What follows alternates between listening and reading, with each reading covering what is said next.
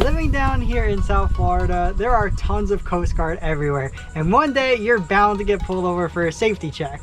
Now this happened last week to me and Senior Salty. We were just coming back in from a day of fishing, had one mahi in the cooler. Coast Guard's car was coming down the inlet. There was nobody else in sight, so they decided to pull us over for a safety check. Now me and Senior Salty wanted to get back to the dock, and we were in and out of that Coast Guard check at a maximum of about 12 minutes. It might have been a little bit less than that, so we're going to be teaching you guys here today, just kind of walk you through the footage that I got from the Coast Guard check and showing you kind of the stuff that we were showing the Coast Guard, so you guys know how to handle the Coast Guard checks like a pro.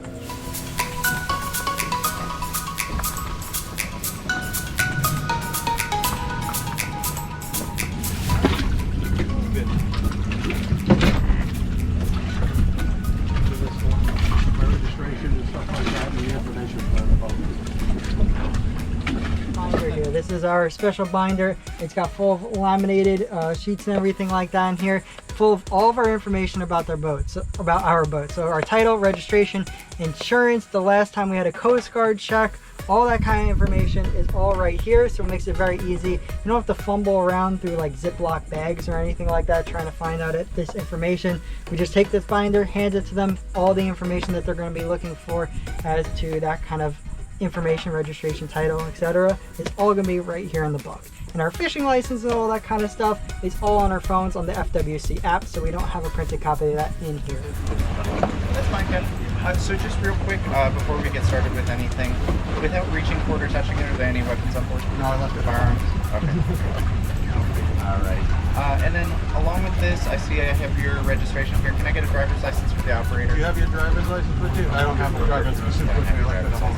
Okay. Yeah. Alright. So the first thing that they ended up asking us for was one of our driver's license, which we don't typically bring our wallets, whichever licenses, and in on the boat because we don't get gas on the water and we launch from the backyard, so we don't have to drive to where we're going. So we didn't have our license with us that day, which ended up being okay, but most people, I'm assuming you have your wallet with you, so you'll have to hand over your license. So what are you guys doing today? Doing some fishing? Yep. Yeah. Fishing. Do you catch anything? One mahi. One mile. Okay. You mind if I hop on board? Absolutely not. Come on. Alright. What would you like to check? First, can I see life jackets? So I need to see one for each. Yeah, there's 5 of them up here. Watch it. Sandy. Nah, it's those mud gobblers. Oh. Alright, that's fine. So the next thing they're going to check, and that is regardless if you have a report of boarding, which basically says that they checked you within the last 6 months and you're a-okay there. No matter what, they're going to check to make sure you have your life jackets on board. So right above me here, this is where we keep our life jackets in a nice, very accessible compartment. It might be a little bit dirty still. Nope, but okay, there you go. Yep, it dropped some dirt on the ground, but this is where we keep all of our life jackets. We also have a couple more on one of our side little compartments, but we keep them in a nice accessible spot in case of emergency. It's above the helm, very easy to just unzip, grab the life jackets as we need. Alrighty, I see you have a throwable back there, Yep. so that's good. Now one thing that is also required by the Coast Guard is going to be a throwable device. I'll show you guys where we keep ours, nice and accessible.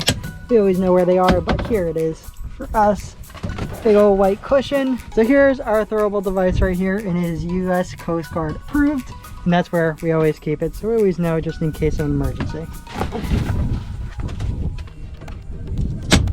And then next, can I see a fire extinguisher?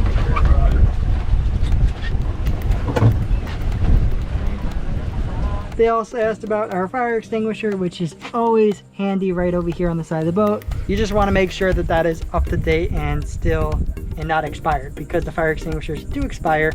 Ours has a little bit of wear and tear on it. You can see the handle rusted out, which is a shame, but it's still a legal fire extinguisher to have on the boat. So next thing, can I see a sound signaling device? So either an installed horn, air horn, or a whistle.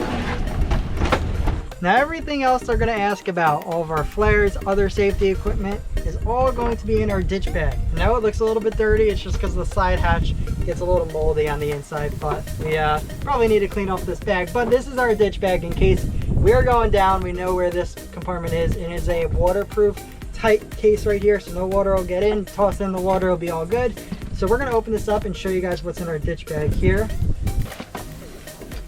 So first up,